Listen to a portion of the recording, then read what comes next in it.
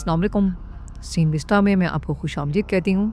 मैं हाजिर हुई हूँ एक नई कहानी के साथ। तो शुरू करते हैं आज की कहानी। कहानी की शुरुआत होती है जब आधी रात को घायल मैक शहर में भाग रहा था, पुलिस से बचने की कोशिश करते हुए। वो एक गली में गिर गया और हंसने लगा। उसने सोचा कि अब तो नहीं बच पाऊंगा। अचानक उसका गिरा हुआ खून हवा में तैरने लगा और एक रहस्यमयी हुडी पहने हुए आदमी सामने आया। उसने कहा कि मैं तुझे जिंदा रखूंगा अगर तुम मुझे अपनी वफादारी दे। मैक के पास कोई रास्ता तो था नहीं, तो उसने हाँ कह दिया। उस अनजान शख्स ने अपनी ताकत से उसे उठाया और अचानक से न जाने कुछ ऐसा हुआ कि मैक का शरीर चमकने लगा। वो दर्द से चीख रहा था। जब पुलिस उस गली तक पहुंची तो उन्हें सिर्फ दीवार पर बहता खून मिला। जल्दी ही सड़कों पर अफरा तफरी मच गई। लोग हर तरफ मरने लगे, दरिंदे जैसे मॉन्स्टर्स के हाथों। वो अनजान आदमी एकदम शांत खड़ा ये सब कुछ देख रहा था। आग के बड़े बड़े शोले सब कुछ जलाकर राख कर रहे थे। फिर खुलासा हुआ कि ये सब कुछ एक विजन थी जो कि चैन नाम के एक मॉन्क ने देखी थी। उसने तुरंत अपना सामान समेटा और अपने गुरु से कहा, मेरे पिता जिन्हें नेक्रोमेंसर भी कहा जाता है वो धरती पर लौट आए हैं। मुझे उन्हें रोकने के लिए जाना होगा। तभी हम जेक नाम के एक आदमी को देखते हैं जो अपने परिवार के साथ छुट्टियां मनाने बैंकॉक आया था, लेकिन यहाँ भी उसके ऑफिस से लगातार फोन आ रहे थे। उसकी पत्नी क्रैंग ने उसे डांटा और याद दिलाया कि अपने परिवार पे भी थोड़ा ध्यान दो। जेक ने वादा किया कि अब वो पूरा ध्यान अपने परिवार पर ही देगा। जब उसने पलट कर देखा तो उसकी बेटी गायब हो गई थी। दोनों शहर के कोने कोने में पागलों की तरह उसे ढूंढने लगे। दौड़ते दौड़ते उन्हें लू मिल ही गई जो एक पुल पर चैन से बात कर रही थी। उन दोनों ने लू को डांटा अकेले भागने के लिए और चैन का शुक्रिया अदा किया, लेकिन चैन पहले से ही जेक का नाम और चेहरा पहचानता था। चैन ने कहा कि हमारा मिलना तो तय है और जेक वही है जो मौत के वक्त में पैदा हुआ था जब चांद खून जैसा लाल था। उसने जेक को कीपर ऑफ द गेट्स के नाम से बुलाया और चेतावनी दी कि जेक को बड़ी मुश्किलों का सामना करना होगा और हो सकता है कि उसे सब कुछ खोना पड़े। जेक को लगा कि चैन कोई पागल आदमी है और अपने परिवार के साथ वहां से चला गया।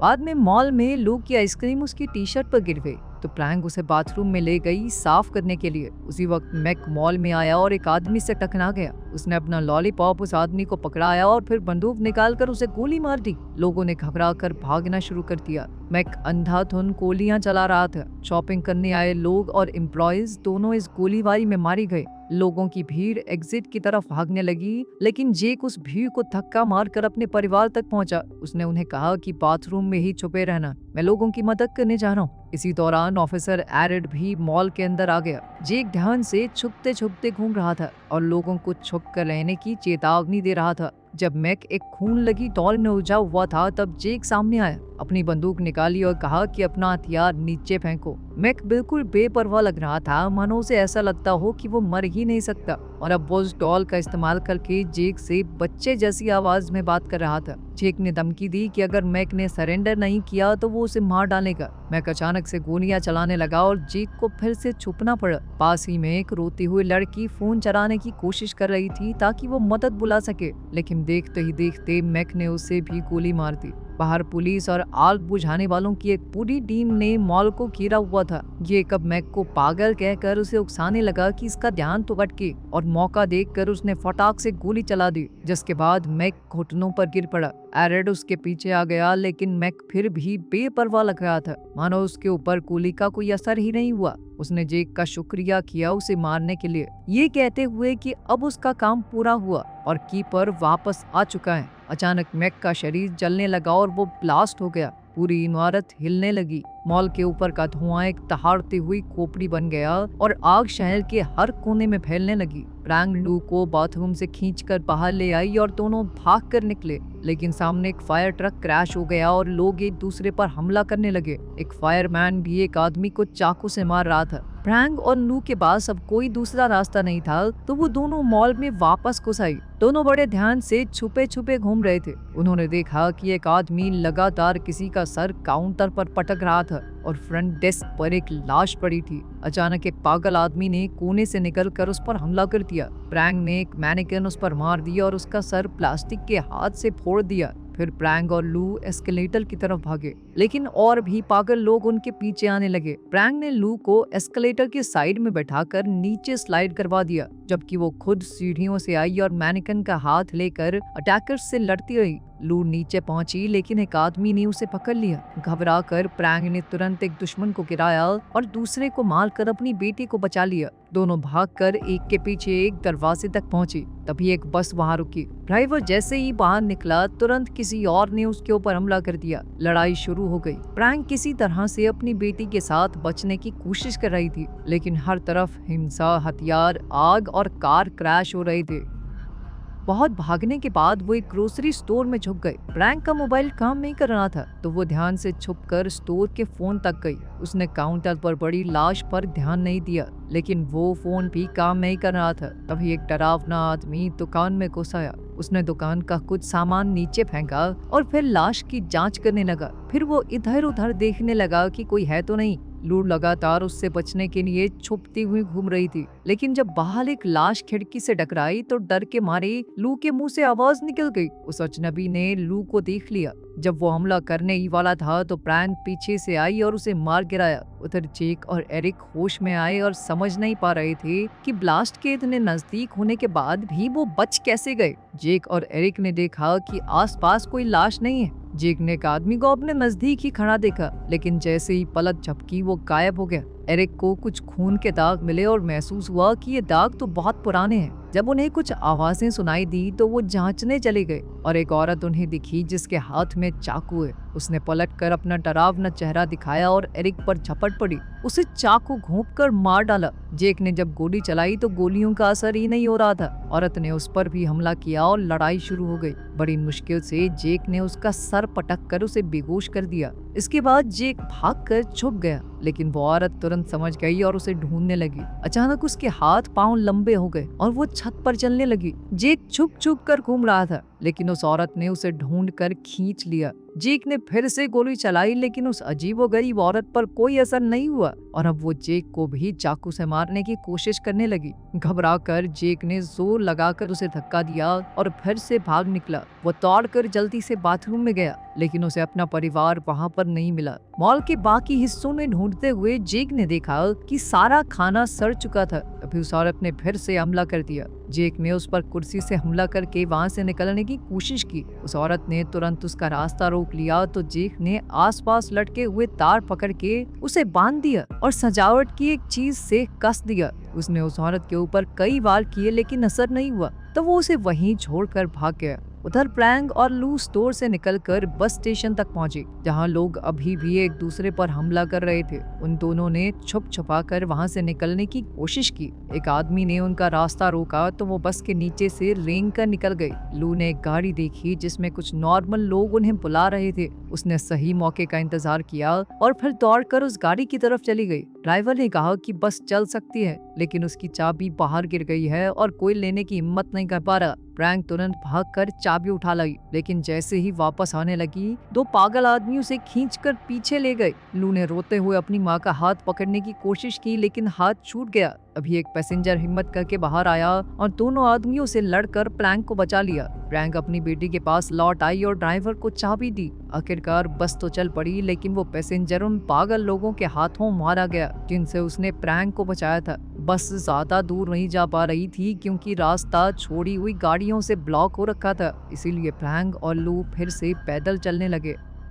कुछ देर बाद वो अपने होटल तक पहुंची, लेकिन वहां भी लाशें ही लाशें मिली। जब वो ऊपर गई तो देखा एक आदमी एक औरत से लड़ रहा है और फिर उनकी तरफ आने लगा। प्रैंक ने एक ट्रॉली बैग को शील्ड की तरह इस्तेमाल करके उस हमलावर को धक्का देकर गिरा दिया। कॉरिडोर के अंत में उन्हें एक और आदमी नजर आया। प्रैंक ने एक बोतल उठाई और उसके सर पर दे मारी। फिर वो और लू अपने कमरे तक पहुंचे और वहां अंदर घुसकर उन्होंने चैन की सांस ली। जब उन्होंने खिड़की से बाहर देखा तो पूरा शहर आग में जल रहा था। प्रैंक कमरे का फोन ट्राई करने लगी, लेकिन वो भी काम नहीं कर रहा। मॉल में जेक अकेला चल रहा था। उसने देखा कि सारी स्क्रीन खराब हो गई हैं। अचानक उसने देखा कि वो औरत जो बंधी हुई थी अभी भी जिंदा है और उसे ढूंढ रही है। वो एक खून के तूफान जैसे पोर्टल के पास गई और उसके अंदर से गुजर गई। जेक ने उसके पीछे जाने का फैसला किया। इस अजीब पोर्टल ने उसे सीधा उस बस स्टेशन में गिरा दिया जो बिल्कुल खाली लग रहा था। जेक ने ऊपर देखा तो एक बहुत बड़ा शैतान बिल्डिंग के ऊपर खड़ा होकर उसे देखकर हिल रहा था। वो क्रीचर उसके पीछे पड़ गया और वो इतना ताकतवर था कि जिस बस पर कदम रखता वो टूट जाती। जेक अपनी पूरी ताकत से शहर में भागने लगा और वो शैतान इमारतों को गिराता हुआ उसका पीछा कर रहा था। जेक ने एक गाड़ी में घुसकर शैतान से बचने की कोशिश की। पीछे इमारतें गिर रही थी इसलिए वो वापस भी नहीं जा सकता था। अचानक एक दरवाजा खुला और चैन जेक को खींचकर अपने मंदिर ले गया। चैन ने बताया कि तुम भी एक दूसरी दुनिया में हो जिसे हिंड्रेंस कहा जाता है। ये जगह स्वर्ग और नर्क के बीच की है। यहाँ वो आत्माएं होती हैं जो अपना रास्ता भटक चुकी हैं। चैन ने जेक को बताया कि तुम गेट कीपर हो। जब तुमने अपने हाथों से मैक को मारा तो एक खास रस्म पूरी हो गई। इस सब के पीछे मेरे पिता नेक्रोमैंसर का हाथ है। उसने ही मैक को वो शक्तियां दी और फिर जब गेट कीपर यानी तुमने उस पर हमला किया तो शर्त पूरी हो गई कि नर्क के दरवाजे तभी खुलेंगे जब गेट कीपर किसी आत्मा को खत्म करेगा। और अब डीमंस धरती पे लोगों के शरीर पर कब्जा करने लगे हैं। चैन ने उसे समझाया कि चलो तुमने गेट खोल दिया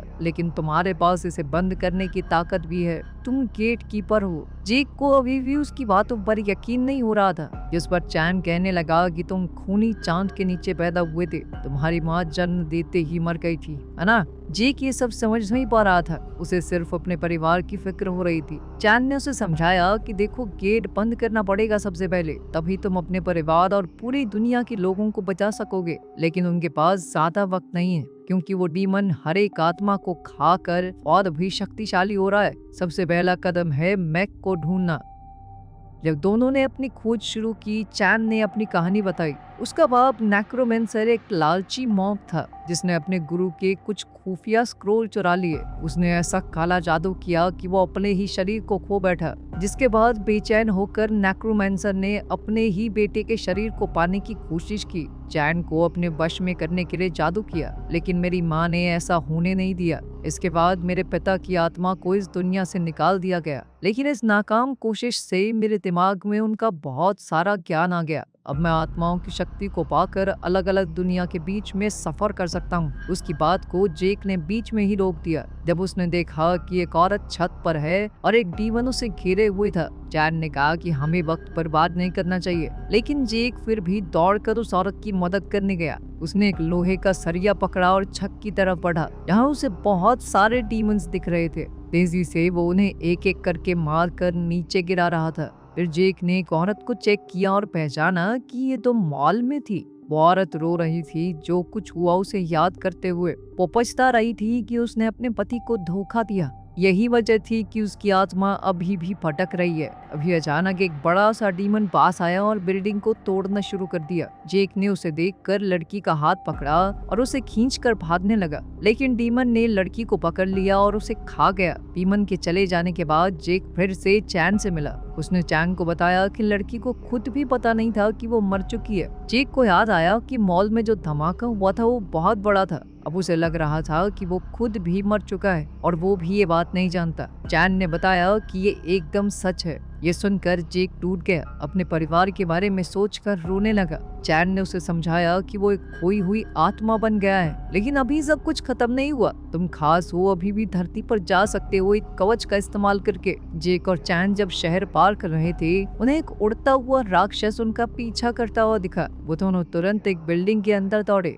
लेकिन वहाँ और भी ज्यादा राक्षस मौजूद थे। उनका पीछा कर रहा वो राक्षस भी उनके पीछे ही लैंड हुआ। जब राक्षसों ने हमला किया तो चैन ने अपनी मार्शल आर्ट्स की कला का इस्तेमाल करके उनका सामना किया। उसे लड़ता देख दानव इतने डर गए कि उनका पीछा करना छोड़ दिया। जेक और चैन सीढ़ियां चढ़कर एक थिएटर में पहुंचे जो राक्षसों से भरा पड़ा था। वो दोनों जितना तेज भाग सकते थे उतना भागे ताकि स्क्रीन के सामने एक जगह तक पहुंच सके। मौका मिलते ही चैन ने एक पोर्टल खोला और वो दोनों एक सेकंड में असली दुनिया में आ गए जहाँ वो डीमंस बिना किसी का शरीर काबू किए पीछा नहीं कर सकते उनका। जेक ने एक शीशे में देखा तो उसे पता चला कि वो एरिक के शरीर में घुसा हुआ है। खुद को किसी और के शरीर में देखना उसके लिए बहुत दर्दनाक था। चैन ने उसे अपनी एक पुरानी बंदूक दी जो खास तरह की गोलियों का इस्तेमाल करती है और एक खास तरह का चाकू भी। ये दोनों ही हथियार मैक को मार सकते हैं। इसी दौरान मैक ने जेक के शरीर को अपने वश में कर लिया था। वो इस शरीर का इस्तेमाल करके होटल के कमरे में प्रैंक के पास पहुंचा। प्रैंक और लू को जेक की बहुत चिंता हो रही थी, लेकिन मैक को उनसे बात करना नहीं आ रहा था। वो सिर्फ मन में अपने असली रूप को घूर रहा था। लू उससे कई सवाल पूछ रही थी तो मैक ने उसे मॉल में मिली जली हुई डॉल निकाल ली। अचानक कमरे का फोन बजने लगा और मैक ने खुशी से कॉल उठा लिया। साथ ही वो कुछ लिखने लगा। जब तक चैन और जेक कमरे में आए तब तक मैक और जेक का परिवार दोनों गायब हो चुके थे। वहाँ पर सिर्फ वो डॉल थी। चैन को फोन के पास मैक का नोट मिला। तभी जेक को नू की चीख सुनाई दी। वो मदद के लिए चिल्ला रही थी। उसने खिड़की से देखा कि लू पूल के पास है और वो तुरंत होटल से बाहर दौड़ गया। प्रैंक और लू से देखकर डर गए क्योंकि उन्हें लगा कि ये अजीब सा आदमी जिसे हम जानते भी नहीं इतना फ्रैंक क्यों हो रहा है हमारे साथ। इसी मौके का फायदा उठाकर मैक ने जेक को पीछे से मारा और नीचे गिरा दिया। फिर मैक ने जेक को दबाकर पकड़ लिया और कहा कि वो उसकी जिंदगी और उसका परिवार दोनों चुरा लेगा। उसने जेक से ये भी कहा कि तू एक बहुत ही बेकार पिता और बेकार पति भी है क्योंकि तूने सिर्फ अपने काम पर ध्यान दिया, अपने परिवार को नहीं चुना। अब जेक मैक को चिढ़ाने लगा ताकि वो कुछ तो रिएक्ट करे और जैसे ही मैक हिला जेक तुरंत घूमकर रास्ते से निकल गया। दोनों के बीच लड़ाई शुरू हो गई। एक दूसरे को बार बार मुक्के और लात मारने लगे। जब जेक ने उस खास किस्म की बंदूक का इस्तेमाल करने की कोशिश की तो मैक ने तुरंत उसका हथियार गिरा दिया और दोनों पूल में गिर गए। लड़ाई पानी के अंदर भी जारी रही। जेक ने अपना खास चाकू निकाला पर जैसे ही वो मैक को चाकू मारने वाला था लैंग ने उन दोनों पर वो खास बंदूक तान दी और उन्हें तुरंत रुकने को कहा। वो दोनों अपने आप को असली जेक बोल रहे थे और प्रैंक उलझन में पड़ गई कि आखिर किसको सच मानूं। लू ने सच जानने के लिए पूछा कि आखिर वो कौन सा इशारा है जो उसके पिता हमेशा वादा करने के लिए इस्तेमाल करते हैं। जेक ने एरिक के शरीर का इस्तेमाल करके वही इशारा किया। प्रैंक ने गोली चला दी पर गलती से जेक को लगी। उसकी आत्मा तुरंत हिंड्रेंस में लौट गई जहां एक भूत ने उसे काट लिया। असली दुनिया में मैक ने जेक के शरीर का इस्तेमाल करके प्रैंक से बंदूक छीन ली। लू ने जोर से चिल्लाकर कहा कि ये मेरे असली पापा नहीं है। अचानक एक ब्लड पोर्टल दीवार पर खुला और मैक ने उनसे कहा कि जल्दी से मेरे पीछे आओ। उधर हिंड्रेंस में जेक की आत्मा को चैन ने बचा लिया। उसके पास अभी भी वो चिट्ठी थी जो मैक ने होटल रूम में छोड़ी थी। पता चलता है कि मैक नेक्रोमैंसर के कांटेक्ट में है जो उसे बता रहा था कि गेट ऑफ हेल को कैसे ढूंढना है। वो दोनों भी नेक्रोमैंसर के कहे मुताबिक जंगल में एक सुनसान घर तक पहुंचे जहाँ एक बहुत बड़ी आग जल रही थी जो गेट ऑफ हेल का निशान है। असली दुनिया में मैक प्रैंक और लू को उसी जगह ले गया जहाँ उन्हें एक मास्क वाला आदमी मिला जो असल में नेक्रोमैंसर है। वो बड़ा राक्षस अभी भी वही है। जेक और चैन छुपते छुपाते सही जगह तक पहुंचे और चैन ने एक नया पोर्टल खोला। नेक्रोमैंसर ने लू के शरीर को हवा में उड़ाकर उसे गेट के ऊपर लटका दिया। वो उसे मारने की तैयारी करने रखा ताकि उसका काला जादू पूरा हो जाए और उसी वक्त जेक ने वहां आकर उसे रोक दिया। लड़ाई शुरू हुई और अचानक ही वहां मौजूद एक आदमी ने जेक पर हमला कर दिया, लेकिन जेक ने अपनी जबरदस्त लड़ने की कला का इस्तेमाल करके उस खास चाकू की मदद से सबको मार गिराया। मैक भी लड़ाई में आ गया और उस खास बंदूक से जेक को मारने की कोशिश की, लेकिन जेक ने किसी तरह बचकर उसका हथियार गिरा दिया। जब वो दोनों लड़ रहे थे तो प्रैंक छूट गई और उसे गिराकर बंदूक छीन ली। उसने नेक्रोमैंसर के हाथ पर गोली चला दी ताकि वो नू को उससे बचा सके, लेकिन वो दूसरा आदमी अचानक से उस पर टूट पड़ा और उसे गिरा दिया। प्रैंक ने जमीन पर पड़ा एक छुरा उठाकर एक को घोंप दिया और जेक ने अपना चाकू दूसरे आदमी पर फेंका जो उसे पकड़ने आ रहा था। मैक भी छुरा लेकर जेक पर लगातार वार करने लगा, लेकिन प्रैंक ने बंदूक जेक की तरफ फेंकी और जेक ने उसे पकड़कर तुरंत मैक पर गोली चला दी, जिसके बाद मैक की आत्मा तुरंत हिंड्रेंस में चली गई जहाँ वो बड़ा राक्षस उसे तुरंत निकल गया। इसके बाद चैन नेक्रोमैंसर के सामने आकर उसका ध्यान भटकाने लगा ताकि जेक पीछे से उस पर खास खंजर से हमला कर सके। मरने से पहले नेक्रोमैंसर ने बताया कि गेट को बंद करने का एक ही तरीका है, जेक को उसके पार जाना होगा। चैन ने समझाया कि मैंने दूसरा तरीका ढूंढने की कोशिश की थी लेकिन कोई रास्ता नहीं मिला। जेक ने मान लिया कि अब यही मेरी किस्मत है और अपने परिवार को अलविदा कहा। उसने उनसे माफी मांगी कि मैं हमेशा अपने काम में घुसा रहा, तुम्हारे साथ और ज्यादा वक्त बिताना चाहता था मैं, उसने आखिरी बार उन्हें गले लगाया और आग की गेट की तरफ चला गया, जिसकी मदद से वो नर्क में पहुंच गया। जेक का शरीर गेट के दूसरी तरफ जाते ही जल उठा और इससे गेट बंद हो गया। दुनिया फिर से नॉर्मल हो गई और प्रैंग नू को उसकी दादी के घर छोड़ आई। प्रैंग ने ठान लिया कि वो कुछ भी करके अपने पति को वापस ला कर रहेगी। कोई ना कोई तरीका तो जरूर होगा। उम्मीद है कि आपको आज की हमारी स्टोरी पसंद आई होगी। मजीद वीडियोस के लिए हमारे चैनल को सब्सक्राइब कीजिए और बेल आइकन को प्रेस करना ना भूलिए, ताकि हमारी नई वीडियोस की अपडेट्स मिलती रहें। शुक्रिया।